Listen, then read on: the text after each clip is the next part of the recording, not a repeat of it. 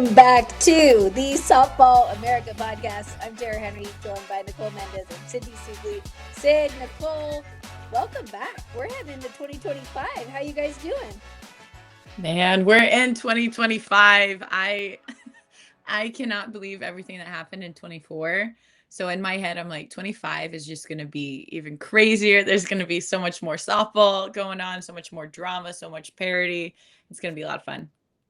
I couldn't agree more. I already feel like the year's off to a great start. I mean, look at these bubbles we're in. Like, we're fancy in 2025. I'm obsessed with it already. Okay, Supple America. Yeah. I love that you both love the new bubbles. That was definitely a new thing that just we played around with. But before we get into 2025, I think it's really, really important that we look back to 2024 because, as you both said, there was a lot that went on, including the relaunch of Softball America. Hey. I love it. Women's softball media platform, and we went to On3. It's been nearly a year that Supple America relaunched to now be on3.com/softball on every field at every level. Nicole, I'll go to you first. In 1 year, what are you most proud of? I think whenever, and this is like getting serious for a second here, but I think the thing that I'm most proud of is where Supple America started and where it is now. Like the viewership, everybody, it's definitely gained a lot of credibility with every single level. From you have your travel ball, you have college, you have professionally, you have international. There's credibility at every level with Supple America, and I think that's so cool. And I think it's reflected in the staff. Shout out to everyone here and everyone who's not here. But I think that goes such a long way with people who are passionate about the sport and they want to see it done right and they want to see it showcased in the right way. And as much as possible, I just think it's so cool to see how much it's taken off in just a year. I couldn't agree more. I think even from just in the beginning, explaining like this is what Supple America is, to now having universities at the highest level reaching out to us, like we want to do a story together, accepting collaborations. Like there's such a respect around, and I feel thankful people have let us into their homes, their facilities, their fields. And I think it's what I'm most proud of is the impact at like the different levels.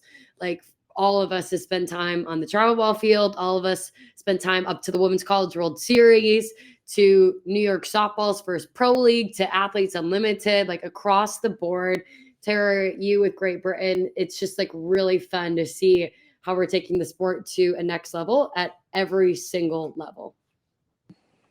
I love all of those things. It's been years. I think, gosh, in a year to accomplish everything that we've done together as a group, as a staff, as a community, to have support from On3, to be able to provide player rankings that have never been done before, to give athletes a reason to strive and get better, but not necessarily needing to be, in a top rankings, but to striving to do that and then being better teammates. And I think with that comes all the great coverage and being able to highlight different performances and different players all throughout the country, like you all said, at every single level, has been a true joy. And I know that we're just beginning. So from that, I think cheers. Yeah, cheers to that. Cheers. I wish I had something. I do have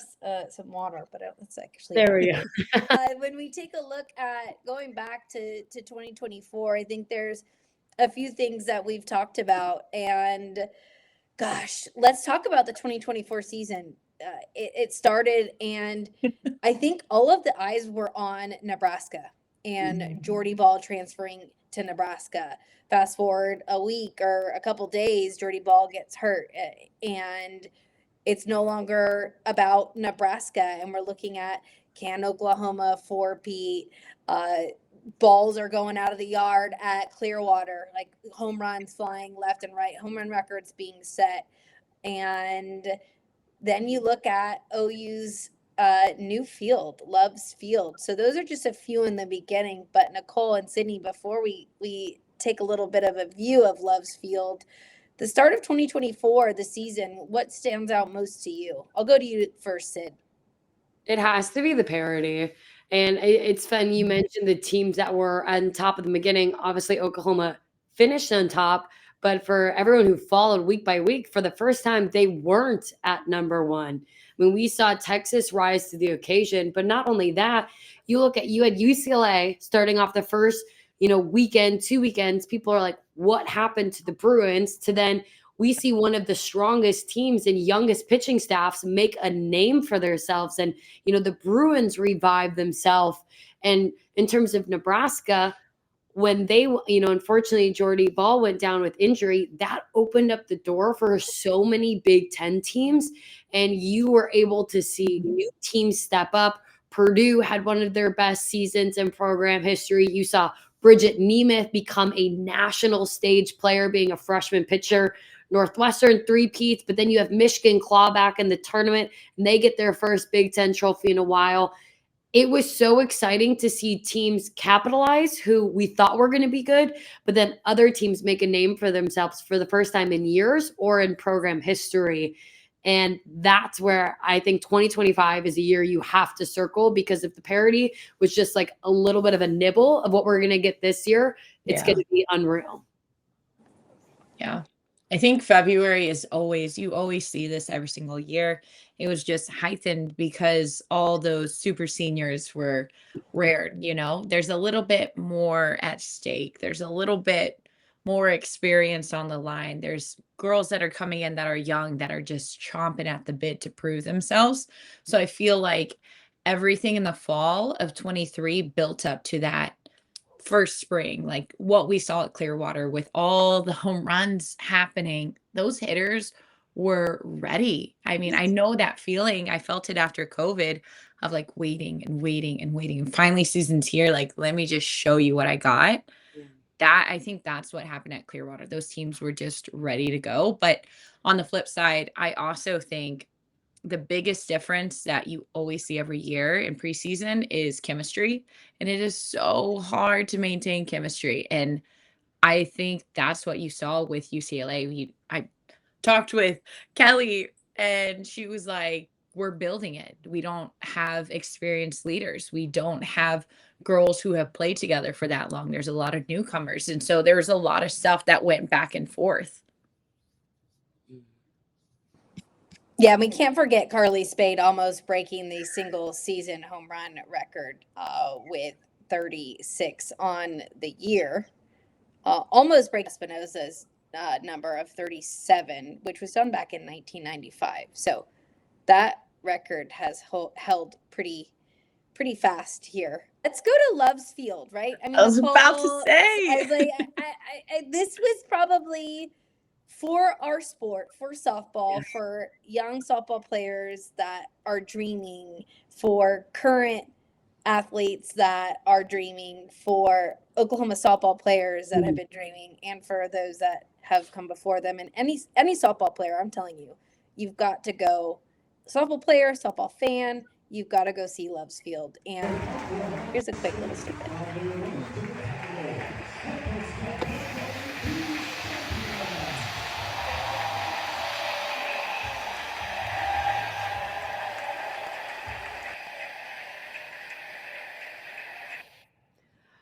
I mean, what's so crazy is I filmed that and I still get goosebumps, Nicole, like seeing you in that like setting of this is a field you paved so much of yourself on and you gave so much. And now just to see, like we keep saying, the glass ceiling that was broken for the sport. And what's so amazing is that has now created a trickle effect. Like Northwestern 2026, their new stadium. We've seen Georgia open up their new part of the facility. It's like this is now going to become the norm because now you have an example to show your AD.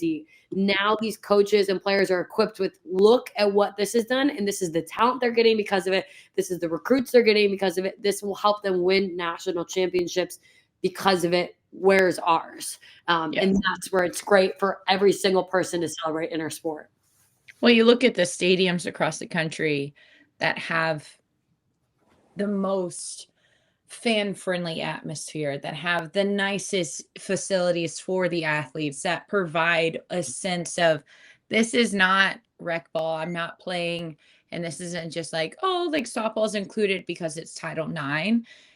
You look at LSU, you look at Texas A&M, you look at South Carolina, you look at OU, who has, each one has built upon the other.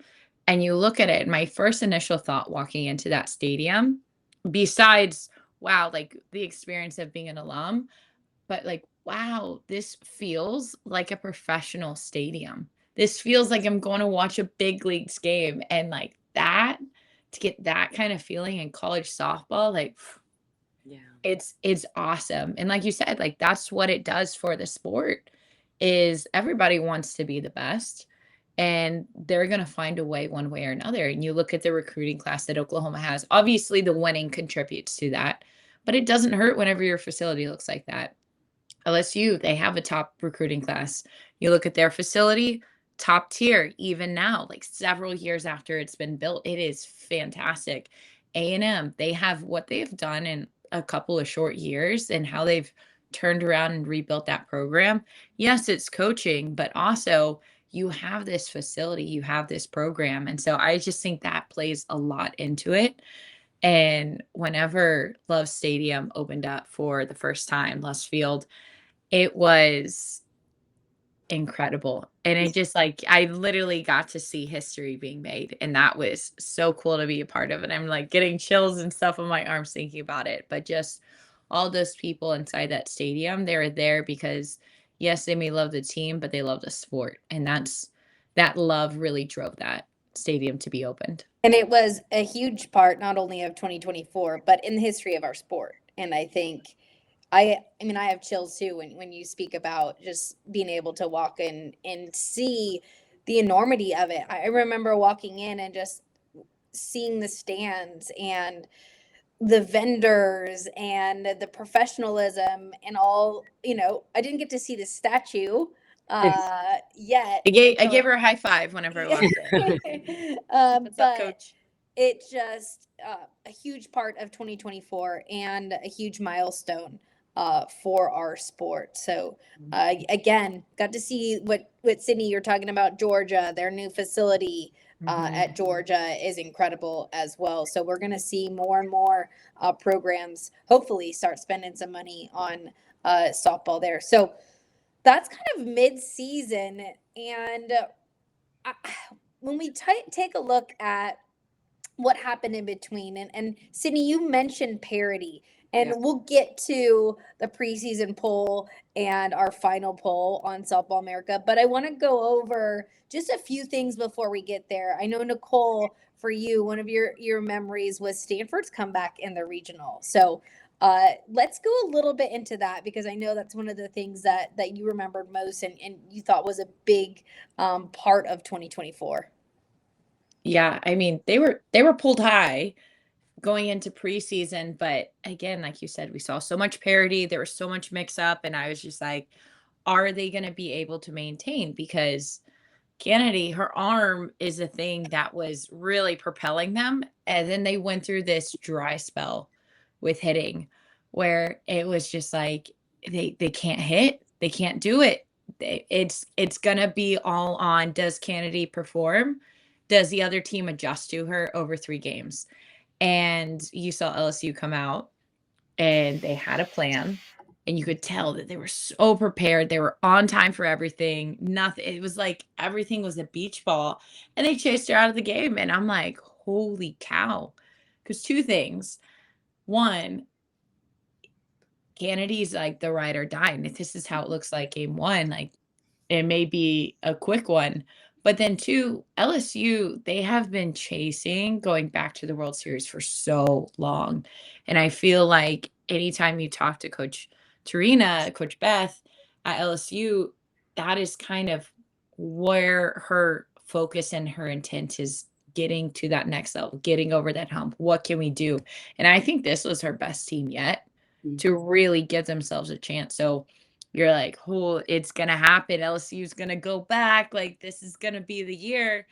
And I have to say, I felt like LSU was a more complete team. And I was like, oh yeah, they got it in the bag. And then all of a sudden I flip over to the channel and I see that Stanford, out of nowhere, they rallied. And I think that goes back to the point of, in February, teams, they haven't had their team culture yet. They haven't figured out what makes them click. And it was so obvious, the love and the trust and the commitment to one another that Stanford has. And it sounds like so like rah rah, like, oh, like let's just give each other big hugs and we're gonna win softball games. But that really does, whenever it comes down to postseason, one mistake, you see girls turn on each other. Yep. Versus a team that is really together and that synergy is tight. One mistake and the other one rises up even higher and says, don't worry about it, I got you. Don't even stress. Like, it doesn't even matter. I was going to have you anyways. And that's what I felt from Stanford game 2. And that just kind of propelled them throughout the rest of that into the World Series. So that was just shocking to me, seeing kind of the flip of the switch, because I hadn't seen Stanford flip that switch so aggressively before that season. So I wasn't expecting that. And again, I love Parity. So I think that was really fun to see, because I don't want to be able to see to be able to guess and be 100% right. I want to be shocked. I want to be entertained.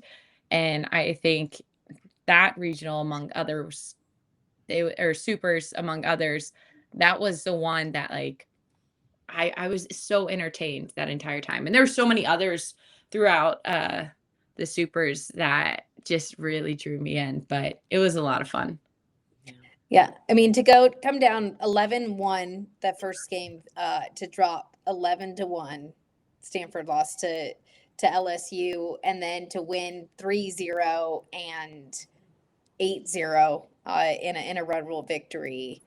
And that super regional was fun to watch. And the other super regional, which we were all hoping was going to be a Women's College World Series matchup, was Texas and Texas A&M.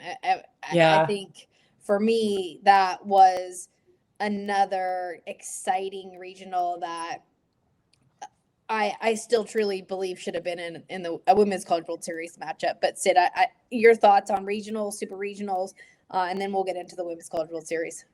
You know, it's really interesting, the two supers we're talking about, because I think what propelled those teams were honestly the bats, because we knew like a lot of them coming in. You mentioned, Texas, Stanford, obviously LSU, Texas A&M, they all had like their stud pitchers. They had their aces they went to. They had, women who have went quality innings and knew what it took.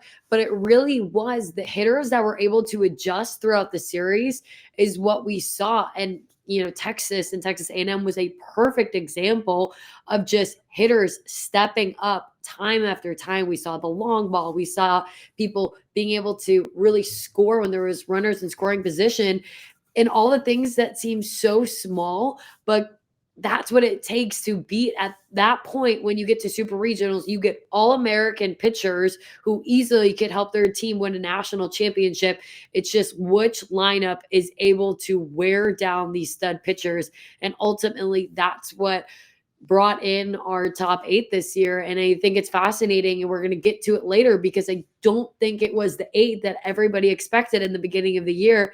But that's why you play the game. I've been sitting on my couch all day watching college football yesterday, and it's the same thing. Like, nobody expected Notre Dame to come in and win, and I think of Stanford. It's like you're going against the big dogs of Georgia in college football, and then you're going against LSU there. Those are all heavy SEC teams, and that's what's so exciting about 7 innings of softball is you never know. And that's why you got to go out and play like you have nothing to lose, because at the end of the day, anybody can win.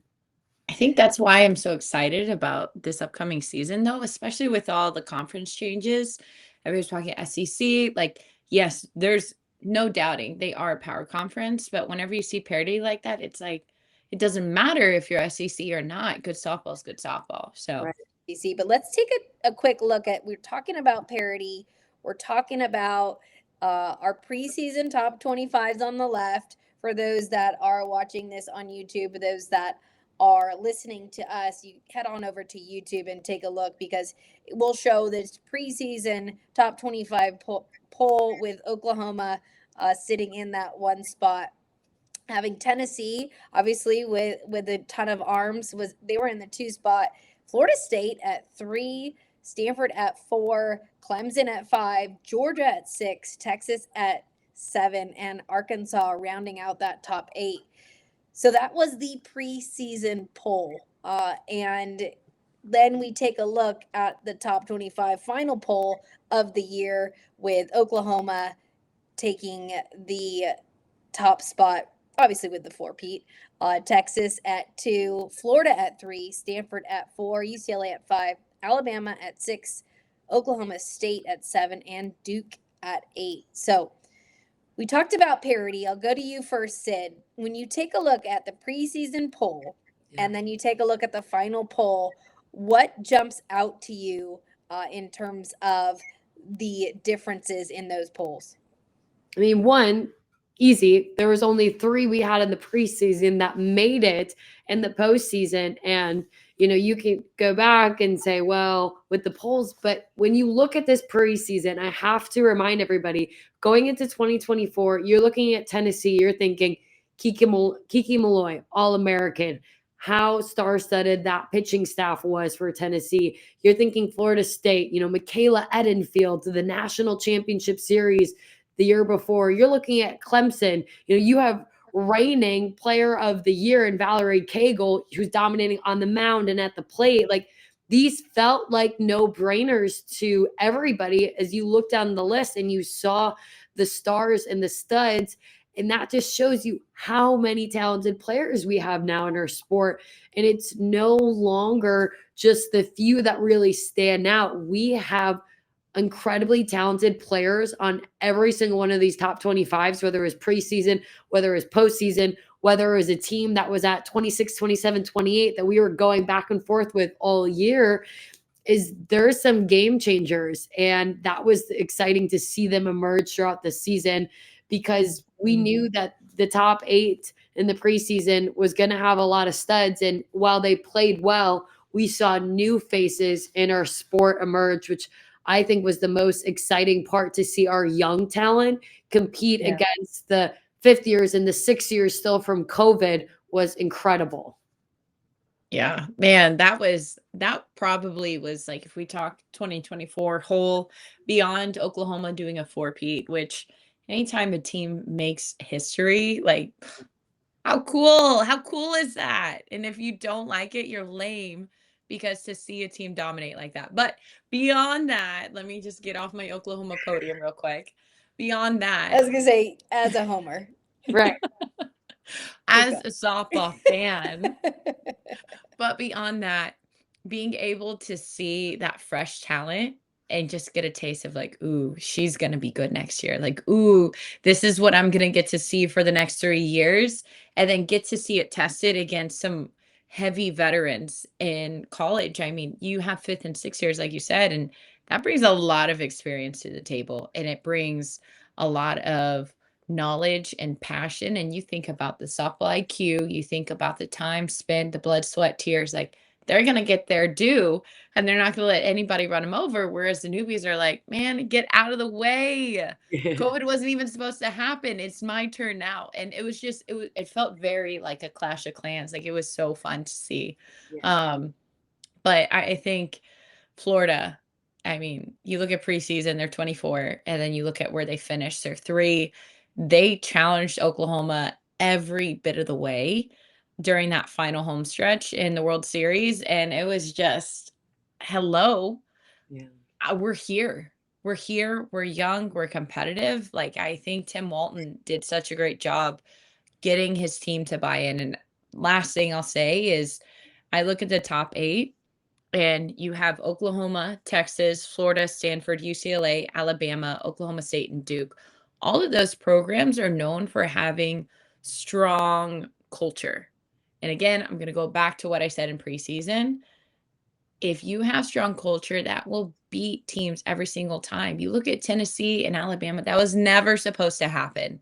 Alabama was never supposed to be in that position. But you have a team that's tighter, that's more connected, that has a more clear path of what my goal is and how I'm going to get there, versus another team that is more talented, but maybe just not as together. they're going to win every time. And that's why you see that top 8 at the end of the year. Because like you said, everybody's talented. Everybody's so good in college softball. It's so fun to watch. And you both kind of mentioned the new younger talent coming through. When you look at this list, and it doesn't have to necessarily be on these top 25 lists, but in terms of freshmen, just one name, who impressed you the most in 2024 when you take a look back? Freshman that impressed you the most? Man. Only one? One. I'm so serious. One each. All right. Okay, I'm going to go Florida again, Rothrock. Like, what a freaking arm, and the way that she was able to hold herself to the composure, to the level, all the way through to the end. I was so impressed with her. I got to call them in their regional. I got to see a lot of her. I got to see a lot of her at the World Series. She is impressive, and she is so good. If this is what she's like as a freshman, she's only going to continue to get better. What is she going to be like this upcoming year? What is she going to be like with the addition of the new incoming freshmen, with the transfers, all those things? Like, so good. So good. Yes, Keegan Rothrock. And for her to do it pretty much on her own. I mean, obviously she had help with Ava Brown, but to know that you're going to face Keegan Rothrock and for your opposing hitters on offenses to know you're going to face her, for her to be able to do what she did, couldn't agree more, Nicole, because that is really, really impressive, especially as a freshman. Sydney? I'm gonna go off your answer a little bit and say just the underclassmen duo at UCLA, and I have to give both, Tinsley and Terry their flowers, because really one couldn't have done it without the other. And I think you have that freshman sophomore duo. Granted, I know the question was only freshmen. However, like when only one. And only one. I'm just 2025. I'm begging for, what is it? I'm begging for forgiveness. I'm not asking for permission this year. So both of them, to think about that duo having 3 years together is like terrifying, and in the best ways for the sport and the damage they can do. Now entering the Big Ten conference, which one name that's not up here I mentioned earlier, Bridget Nemeth. I mean, granted, Penn State did not finish on this list. However, the splash they made and the upsets they had in top 25, never been done before. So you're seeing everyone we mentioned so far really just like pitchers can really be a difference maker the second they step on campus, which is exciting. If you're a high school recruit watching, like, you can make a difference. You can get your team there from your very first season. What a point, Tara. Do you think it's going to be a hitter's year or a pitcher's year? Ooh. Because I felt hitters 2024. Last year. I agree. Yeah, I mean, I was going to say Tegan Cavan for Texas. I think she did a really nice job for Texas just last year. When you talk about rookies that had a huge impact, Carly Godwin at Oklahoma State, J. Beecham at Florida State. What happened to this one only rule? I'm over here like, who's it I just want to make sure we just hit. I'm looking at the list because like there's a few, but in terms of 2025, I think we're going to see another hitter's year. I think the hitters are still ahead of the pitchers. I do think we're going to start seeing that gap close, because I do think there's more data that is coming available for pitchers, right? So I think we've had a lot of technological advancement for hitters in the last couple of years, and I do see pitchers gaining a little bit more of an advantage with that. So that's what my gut tells me. I'm going to make one point off of that is I think I agree. It's still the hitter's game, but I think you're going to see the pitching side grow, because I think our game is switching to more of a staff approach. I mean, Oklahoma is a prime example in terms of the fact that you're able to have multiple pitchers with a surplus of innings. I think the teams that went the furthest, to me, and were able to put themselves a competitive edge are the ones who had 2 to 3 aces that had that experience, had those big game moments. So that way, when they went to what in their mind was their number one, she was fresh. Other hitters hadn't seen her how many times and earlier in the series. And I think that's going to be the biggest difference you see is the staff approach in softball. So pitch by committee. Sydney's going with pitch by committee staff approach. Again, not I one think of we'll see that too. I second that motion. I do think we'll see that, but I still do think that hitters have an advantage, if that was I the agree. question.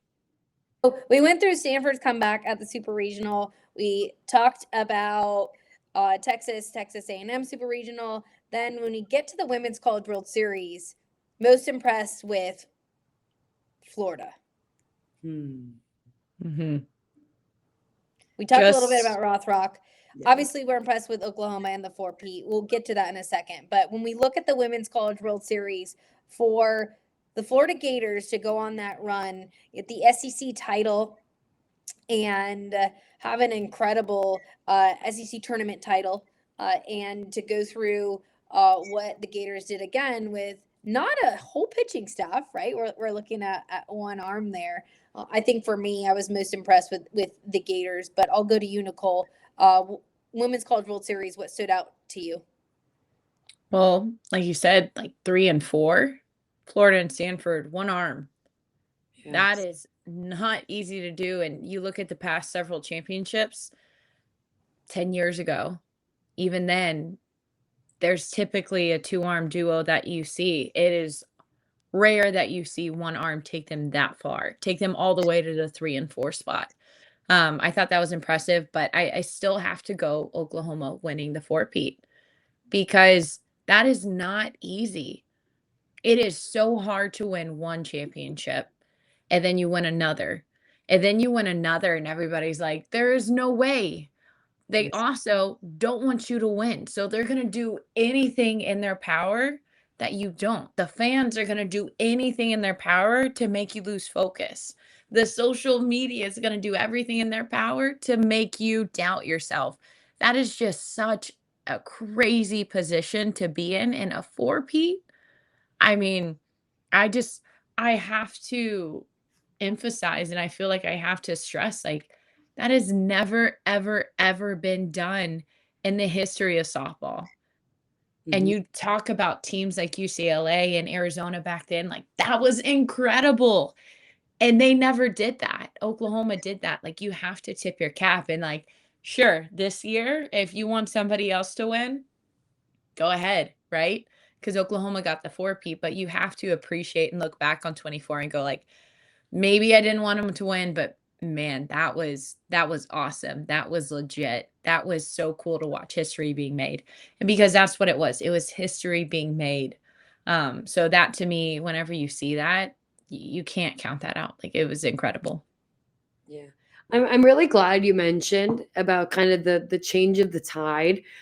And, you know, I've gotten to talk to obviously some of your former teammates, Oklahoma players, and for the ones who, you know, have been a part of all 4, you look at their first one and how much everybody celebrated them and they were looked at these celebrities and these stars.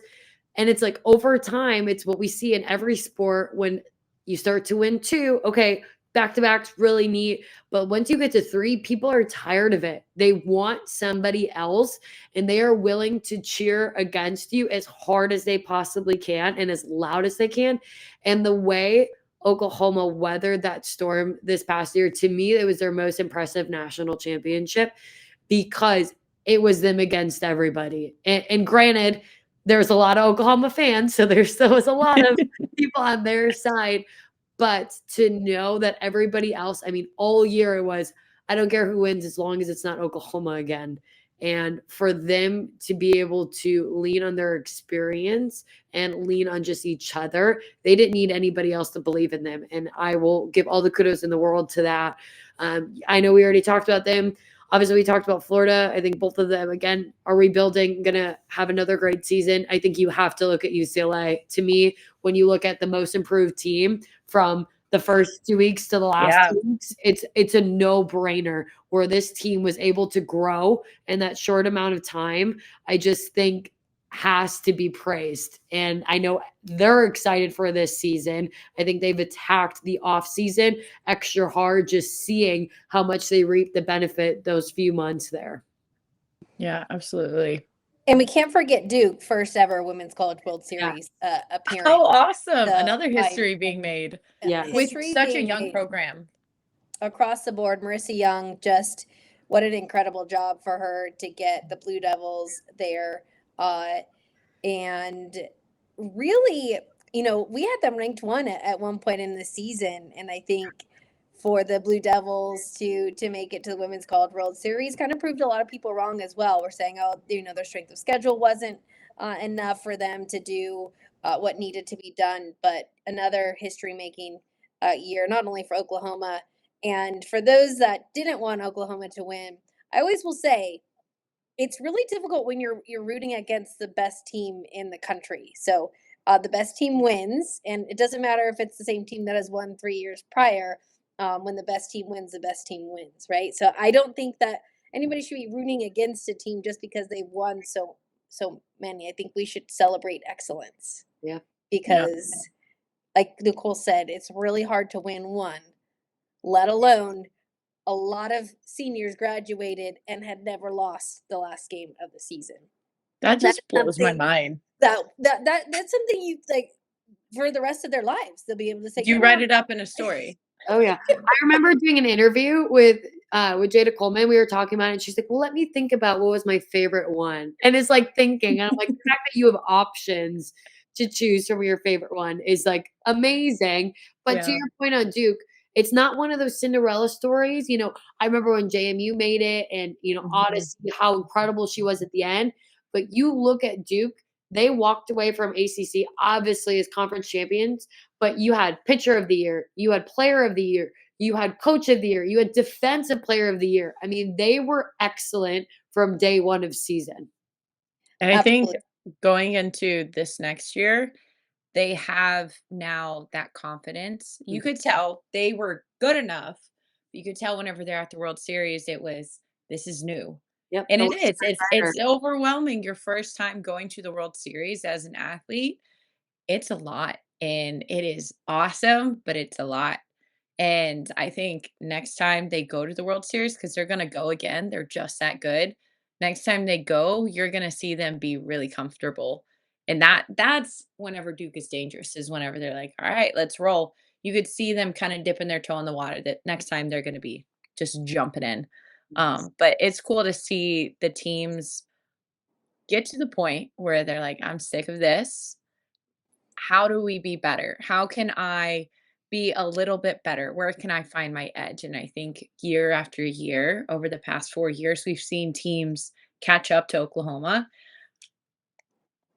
You might see something this year. You really might, because you have to get creative and that pushes the game forward. And that's what I love to see is how can the game be better? How can it be more entertaining? How can you be more strategic? How can you improve your IQ? And I just think it's gonna propel this game so farther forward because not only are the coaches thinking this way, but the athletes, and then you had that fresh blood that came in last year and they just got a taste of all the parity. They're like, anything's possible. Yep. I agree. Well, I can't wait to do that exercise again with our preseason poll, which will be out next week. So stay tuned for that. Our preseason poll will be up on Softball America very, very soon. So that is, gosh, that's 2024 Women's College World Series. Women's College World Series ends, and then we kind of get into club, travel ball, pro, international. So it was a really, really exciting summer in softball. And first, we're going to go to something that is near and dear to all of our hearts because two of you were there. One of you were playing, the other one was working up in the booth. But the New York Rise and the first game that Nicole, you can talk a little bit about, but I really want to show the video from after the game, correct? Yep. This is the first ever game and the fans waiting to sign. And I mean, we both played in the Women's College World Series, but never have I seen a line this long. It stretched all the way to right field. Nicole was in the beginning. I was the one filming this. And I mean, tears in my eyes as I'm walking down thinking, this is these young girls' reality a professional softball. This is all they're going to know it at. Like, this is their standard. And I feel so grateful the way our game has grown in that way. Yeah. That There I am Nicole's in the little smart. corner. I'm like, "Wee!" I was pumped because, I mean, you don't typically see a ton of softball up in the Northeast. And so we're all talking before the game and we're like, we know how great this sport is. We know how feral fans can get, but New York hasn't had something like this before for softball. What are we gonna get tonight? We're warming up and we're like, all right. And then all of a sudden we come out and it's game time and the crowd was insane. Like I've played in the World Series, you've played in the World Series, but to see, I think nobody left and everybody stayed to get autographs. I'm not even kidding. Like it was such a great experience. And so many people were like, we had so much fun. They came back multiple times throughout the season. And there was just a ton of energy. And the best part about this is you think about the spark and the crowds that they attract. The spark wasn't even at that game. Yeah. And so we had crowds like that whenever the spark came into town, whenever you had the Chattanooga Steam come into town, whenever you had the Vibe come into town. So it was consistently drawing crowds. It was drawing fans, not just with the little girls, but also with the parents as well. So that to me was just awesome to see. So incredible. And the start, I think, obviously, we all know we've had our trials and tribulations with pro softball, right? And Mm. we're still going through them, but I think there is so much more belief. There's so much more enthusiasm around professional softball, and this was the start of it. And so we have the New York Rise, and then we have the announcement of the AUSL. So Athletes Unlimited announces a new softball league with the Bandits, Blaze, Talons, and Volts, which will be traveling. The 4 teams will be traveling to 6 to 8 cities next year in 2025. Oh, this year in 2025. Wow. already come up on me already. 2025. Tara, it's the second. It's the Yeah. third. It's the fourth. It's the fifth. We're in Like, what day is January. it? I honestly So don't know. another big step, I think, in the right direction. Athletes Unlimited announcing these 4 teams that will be city based in 2026. Again, this year they will be traveling to 6 to 8 cities, but in 2026 will be city based. So Sydney, I'll go to you first. When you heard this announcement, what's your initial reaction? Excitement, because it's exactly why you saw so many people in line in New York. Is for the last few years, Athletes Unlimited has done something amazing, investing in women's professional athletics and drawing crowds and fan bases, but they've only been able to do it from the one location they can pick. And it's been very special in Chicago. I spend as many days as I can out there with other fans. However, it's just a Midwest crowd. And if now we can expand it throughout the country, and it's exactly like those New York younger girls who now think I could be a professional softball player when I grow up. And that's something that Athletes Unlimited, but anyone who's a fan of the sport, we just want the professional level to be able to reach it to as many parts of the country, as many states, and impact as many younger girls as we possibly can. And I think the one thing that I'm excited about this league is you see it celebrating the history of pro softball and the fact of who they're bringing back to be the coaches, which that's something Athletes Unlimited hasn't had, is a true traditional coach and a general manager. Now we're bringing back some of the greats in our game. You look at Kelly Kretschman, you look at Kat Osterman. You know, they brought back Jenny Finch to do some photos with the Bandits, and she'll come on in ways. They're building these committees and these advisory boards and these coaches and these general managers to truly take our sport to another level, who've already reached it at its highest in their playing days, and now to have their faces and their platforms to continue to take us to another level. I think sky's the limit, and this is just the beginning. Yeah, it's cool to see the investment that Athletes Unlimited has poured into the sport year after year after year. But this, everybody's always talked about, like, man, this is awesome, but it's so limited. You can't grow from AU's original setup. I mean, that was it. It was 60 girls. That was it. This, whenever I first heard that, I got so excited because this promises growth. This promises fan base. This promises a future. And I think that's ultimately everyone who is a college athlete. You kind of have to struggle with this thought of I'm going to play professionally and I might make some money, but I can't make a lot of money for a long time. And when do I hang up the cleats and have to pursue this career? Like, how long can I juggle both? And this promotes you don't have to. And it's gonna be paying you well, and you're gonna be able to make softball your full-time job. No side jobs, you don't have to. You can if you want to, but this can be your only job, your only focus. You can be 100% a softball professional athlete and that be your job title 100% of the time.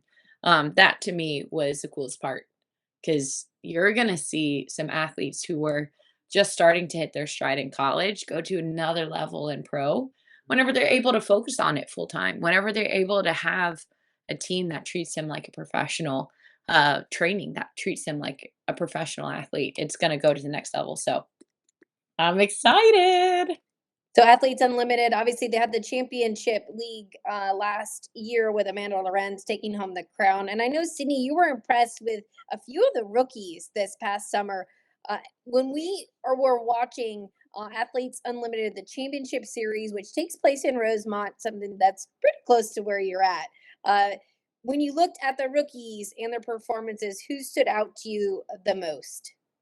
You have to look at Skylar Wallace and Lexi Kilfoyle, two who are I was able to speak with during season, and I just loved their attacking mindset. Like, they came into the league wanting to win it in year one, going up against women who played our sport for 10 years and have played at the highest level. And it's such an interesting format because not only are you worried about competing, but then you get voted as MVP. And now you're having to make these decisions. And for them both to handle it with so much maturity, I think it spoke volumes of not only about them, but about all of the rookies. You obviously had Karli Spaid, we talked about earlier. We had a handful of them coming out that also had crazy impact. If you look back to AUX, which was for the first time at Wichita, that is also where they shined coming right out of college softball season. So that was really neat to see. In both of those platforms, you had younger faces really pushing the rookies. And if you talk to them, a lot of them will say that they felt that competition and it excited them. Nobody plays professional softball, isn't a competitor. And I think the vets and the really appreciated how much the rookies just came in ready to play and ready to make their game better as well.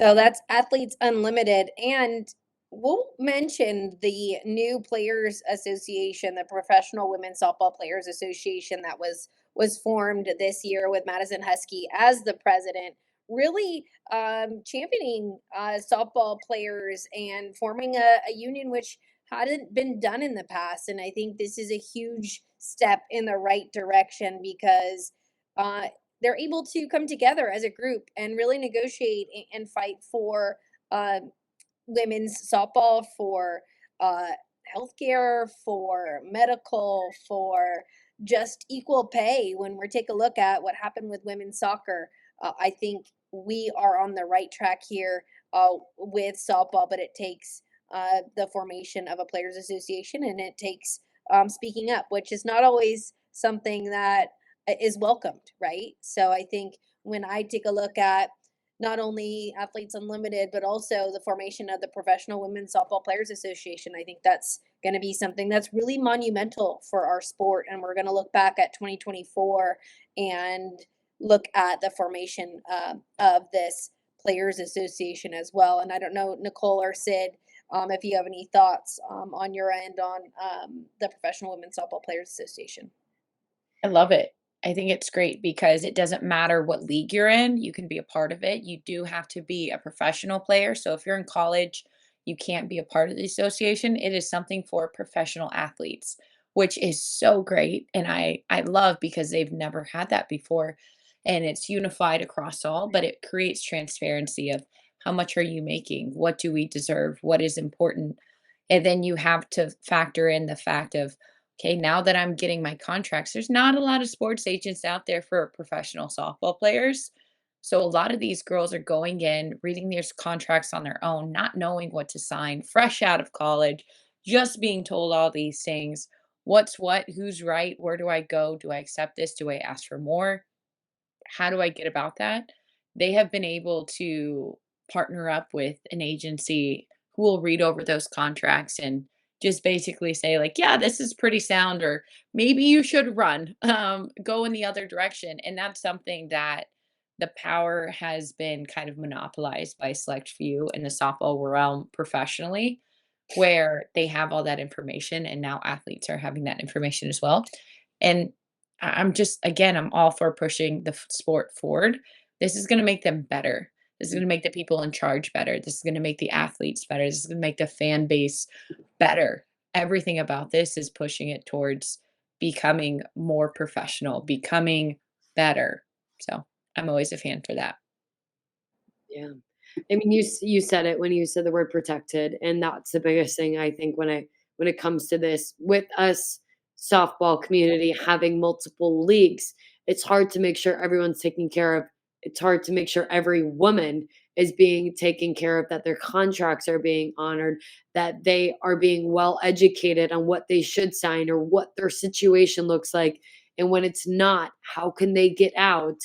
And we have fallen short from that in a few leagues and with a few women. And now I look at it as the sisterhood's getting stronger and they're getting more educated and more equipped. And that's all you can ever ask for. So hats off to Maddie Husky, everybody who is working to make that happen, because at the end of the day, we want to protect our athletes in the sport to the nth degree. So check out the PWSPA. I look at it like PW Spa. So that's an easy way for me to remember it. PWSPA. Check it out if you want. Oh, PW Spa? Yeah. I know, right?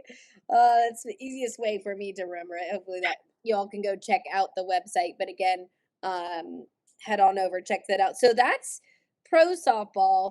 Now we're going to jump into some travel ball. The PGF finals. The Bolts claim another 18 and under title for PGF.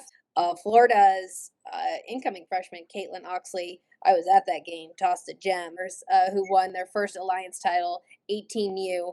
I was not at that game, but they went through 8 elimination games, the Texas Bombers, to win their first Alliance title. So 2 big 18 and under tournaments with the Bolts and the Bombers taking the championships home. But I know Nicole and Sydney, you were out obviously on the trail, the travel ball circuit as well.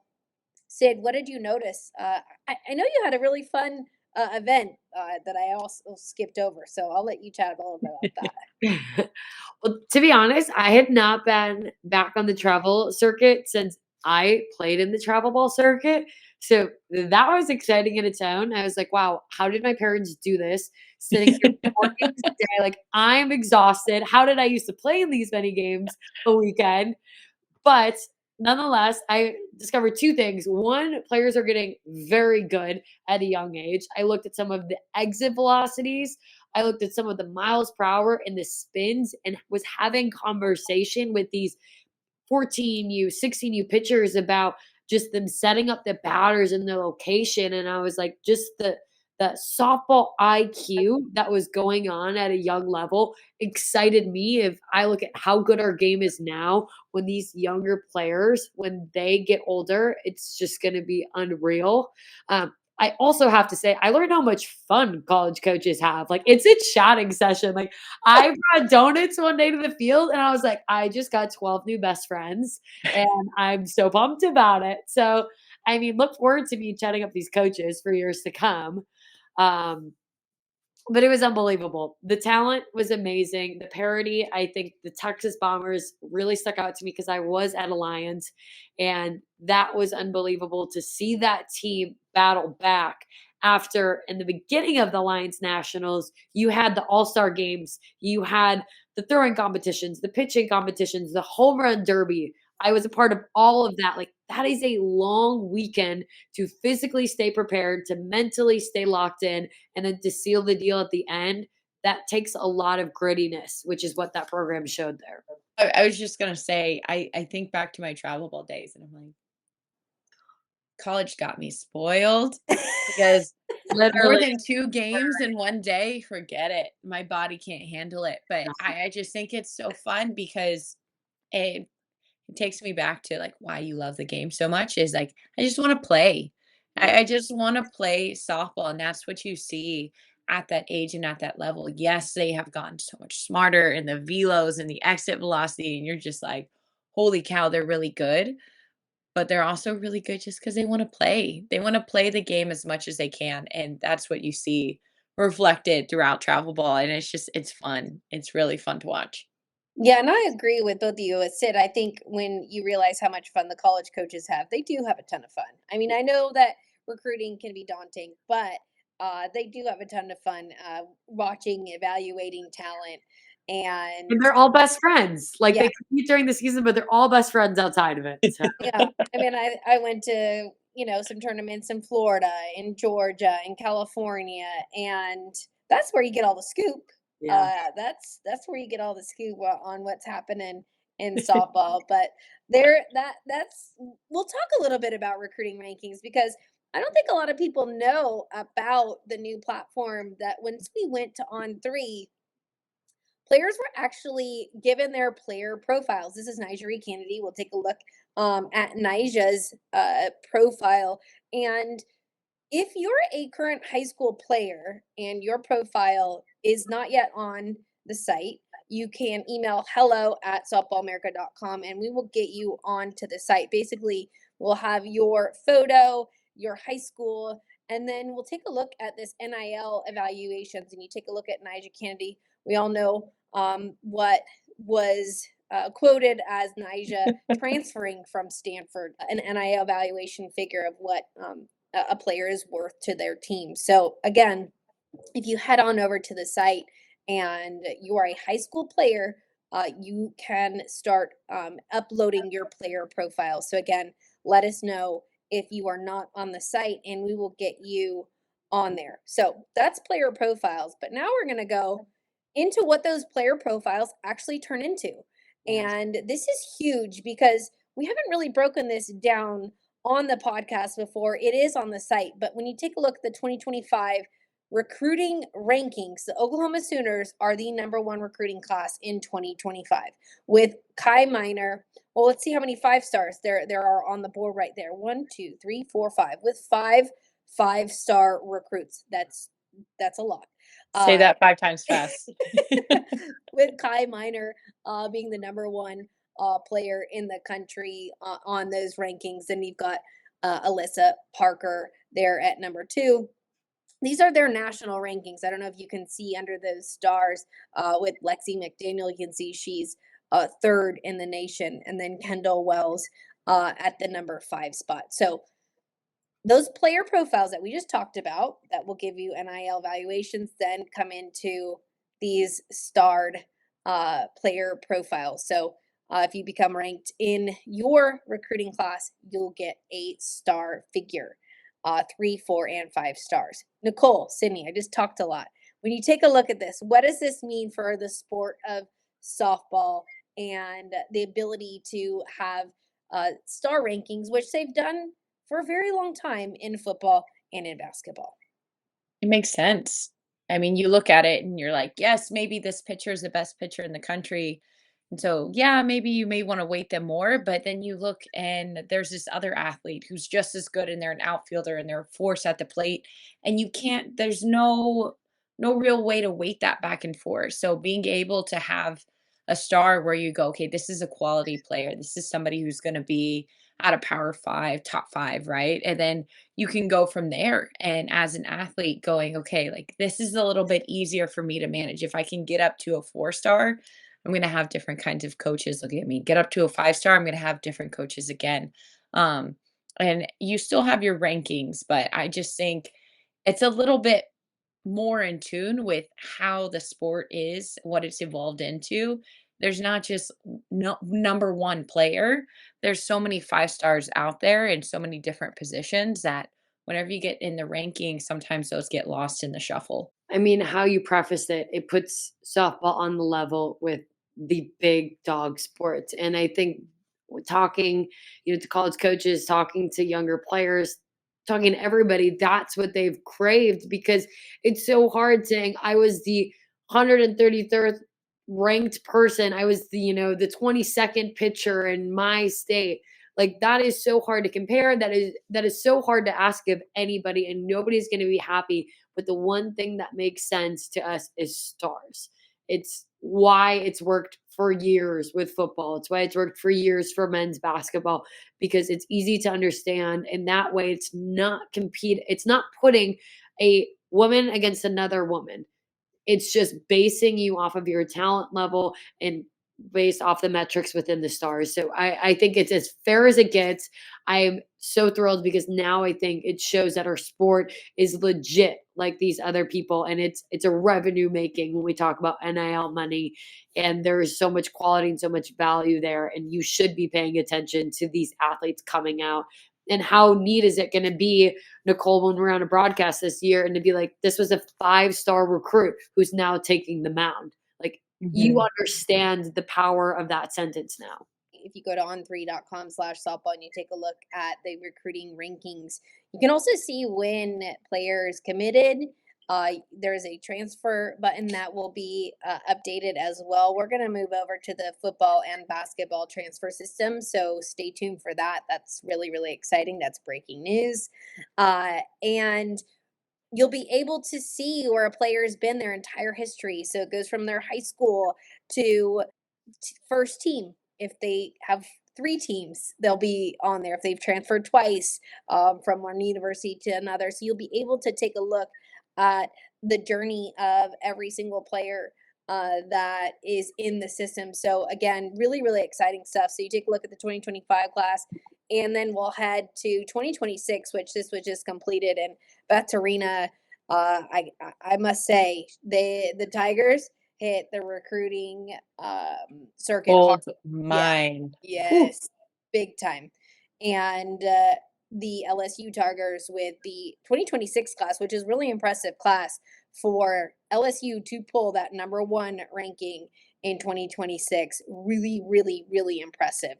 And loads of these players I've actually been able to watch in person, and as good as these stars that we spoke about. So again, really cool to actually have metrics for not only players but universities, colleges, to take a look at where they're standing on certain recruits, and they're already starting to compete too, like between the coaches. Like, it's happening.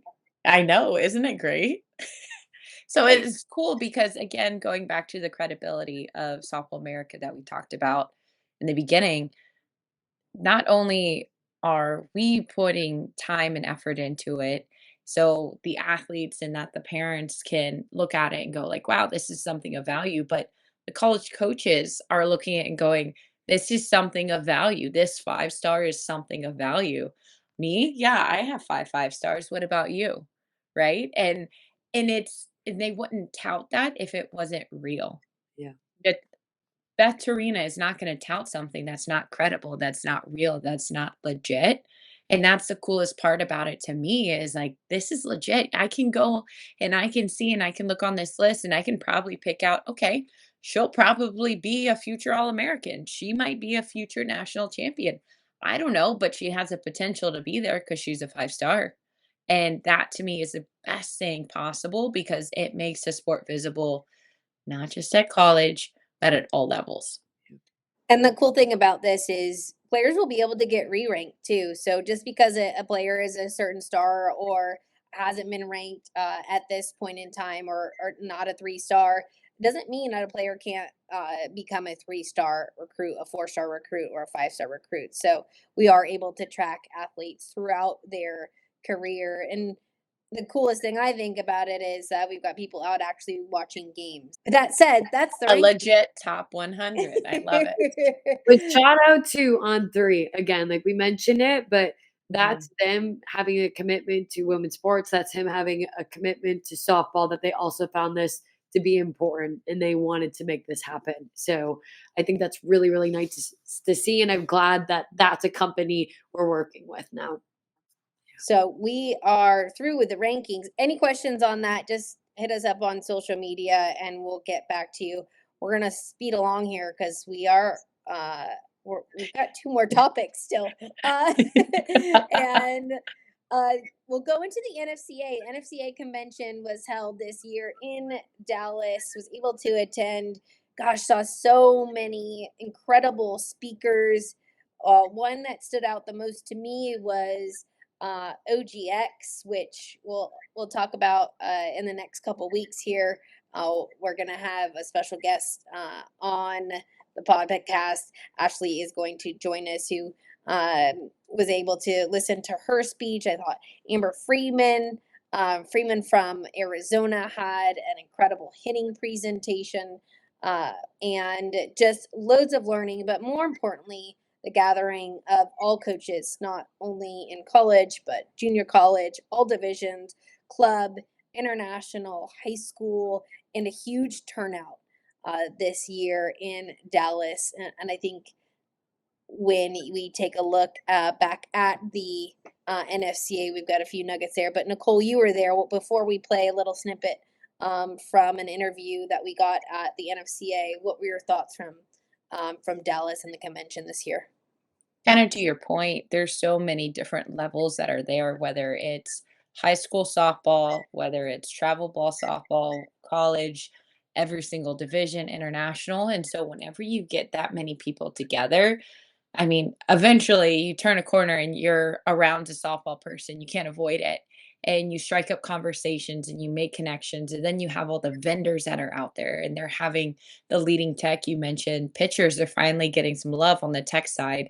So being able to have all that in one spot, that's where a lot of the momentum starts for college, starts for international, and that trickles down. Those travel ball coaches are in those rooms and they're listening to those coaches. They're talking with those coaches. They're having back and forth conversation.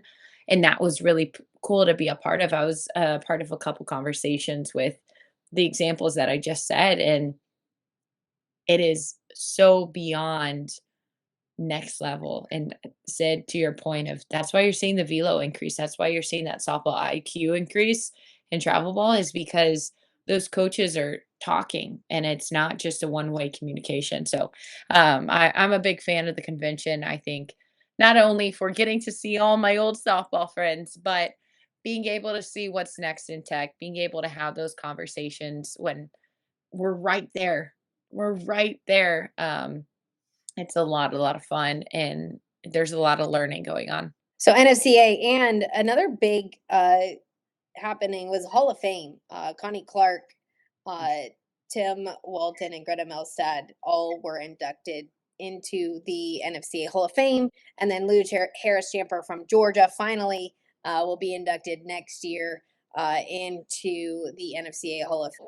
With that, we're going to go to D3. Winning as head coach in D3, George Wares. I chatted with him a little bit after the Division 3 caucus. So we're going to get an update on what is happening in Division 3. Yeah, well, as we said before, I've been to a lot of these, and some things are the same, some things change. We talk about the usual stuff. We actually had a conversation about social media. I mean, our division is so broad, with the numbers that we have, and we've got some extremely competitive programs and some programs that are trying to be competitive, and some programs where athletics just aren't as important as they might be at other divisions. So we're trying to really educate coaches regardless of where they might fit.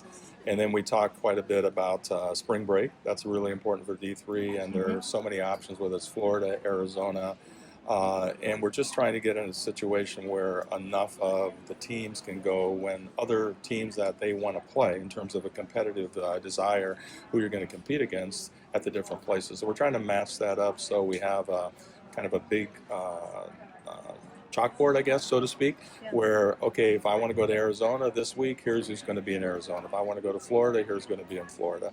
And then the other thing we talked about, which is kind of disappointing but understandable, we're talking about rules all the time, and I know this was true with Division 2 and Division 1 as well, And we, as coaches, if a rule isn't what we want, we're the first to complain about it. And yet, when we get a survey, our division itself, we had 38% of the people that would fill in the survey and say, this is my opinion. And that's slightly below, but even you look at D2 and D1, I think they were at 41%. So our coaching body sometimes is too much talk and not enough do. And I think if we're really going to be what we say we want to be, we have to embrace the fact that we have to do more than just coach the game. We have to grow the game, which is what the NFCA is all about. I love it. Well Putting the said. coaches on the hot seat. Some accountability. I mean, how many things have we said over the past few years where everybody, not just fans, but experts, players, former players are up in arms and coaches are, yeah, this needs to change. And 41%, 31%, 38%, like it could be better. Yeah. It could be better. So I think a call out every now and then is good, but a call up is even better because he's calling people to be better. So I don't know. If you're a college coach and you're listening, fill out your survey, I guess. I guess that's the message. Moral of the story, fill out your surveys. I'm glad he did talk about the circumstances that are unique to D3. I mean, I grew up in Oshkosh, Wisconsin, who has one of the most successful Division III programs in college softball. They've made it to the women's college, their World Series. Highly competitive. I've known a lot of players who've went there. I've competed against players who went there, and they have their own unique obstacles that set them up for success. Like he mentioned, that spring break is so important to them. And it's nice to be able to give a man like that, and Terry, you did a great job giving him a microphone to talk about this is our league and this is what we have to do to ensure that we're able to have the funding that the best teams are playing the best teams or the competitive ones and giving themselves opportunities because they don't run on the same travel budget as Division II, Division I. I look at D3 as one of the most purest parts of our game because most of the men and women who compete at that level are competing because they love the sport, point blank, nothing else. So thank you to Coach Wares for that little snippet. And that was the NFCA. There's more about it up on the site. So a little bit of a review on the site that I put on after leaving Dallas. So you can head on over to on3.com/softball to get any more news about the NFCA. And we're at the last one here, even though we've got plenty more I think we could talk about. But when we take a look at 2024, I want to ask both of you, biggest transfer of the year or impact transfer of the year. I've got a few written down. I can give you the top 10 ranked transfers if you would like me to give you them, or you can just give me your top transfer of the year. Who's going to have the biggest Canady. impact? Canady. I mean, It has to not be. only was she a transfer, the coach was a transfer, 90% of the team is a transfer. I don't think I've ever said this before, but I am really excited to see what Texas Tech is doing down in Lubbock, Texas. I mean, it got me on a plane to go to Lubbock, which let me tell you, there's no did? other reason besides Nijaree Canady that I was in that state. Which Did you see a tumbleweed? I saw They have so them. many tumbleweeds. It's not even funny. It's crazy. But getting to see Nijaree, getting to walk around that facility, getting to meet the other players on the team, the chemistry those women have developed. I mean, she didn't even know I was there yet. I watched Nijaree walk into the training room. She was like engulfed by two of her teammates. How was your final? Like, I haven't seen you in 2 days. And you can't make stuff like that up. You know, you talked about it, Nicole, how culture is what helped teams win and make it to the Women's College World Series. And I'm not saying Texas Tech will be at the Women's College World Series, no doubt. I think they have an opportunity because of Nijaree's arm, but because of the other players that they brought and the culture they've already established from an outsider's perspective, who got to spend some time in the locker room earlier this month. There's something special happening there, and I'm really, really looking forward to seeing it unfold. Another one, I gotta tip my hat to this one. This is Oklahoma State is Ruby Meylan. That is a big arm for them to get because they've lost some arms this past year, and they've built some really good momentum. And the last thing you want to do is build really good momentum everywhere, but lose it in the circle. So bringing her in, having her speed, having her up pitch, that's something that you see a lot is like the up and down at Oklahoma State. So I think she's going to do really well there. And it seems like she's enjoying it. Yep. So. My last one, because I was just going off of you with Nija, has to be Oakland 2024 Big Ten Player of the Year.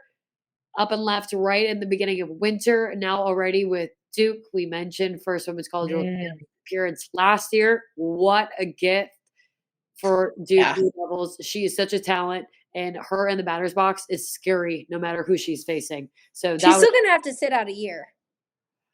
Yes, based on everything I've read, correct. But are you breaking some news here? I'm not. But I believe unless the paperwork changes, that is what is going to happen. But from what I've heard, there's still a slight possibility. So I'll be curious how that unfolds. But I think it would have had to unfold earlier already with obviously we're 2 months away from season, not even. Crazy. Not even 2 months away from softball season. 2025 next month. It's softball season. Yeah. So we're going with Nijaree Ruby Meylan, which obviously Riley Crandall is going to join her as well. Yep. So really bolstering that pitching staff there.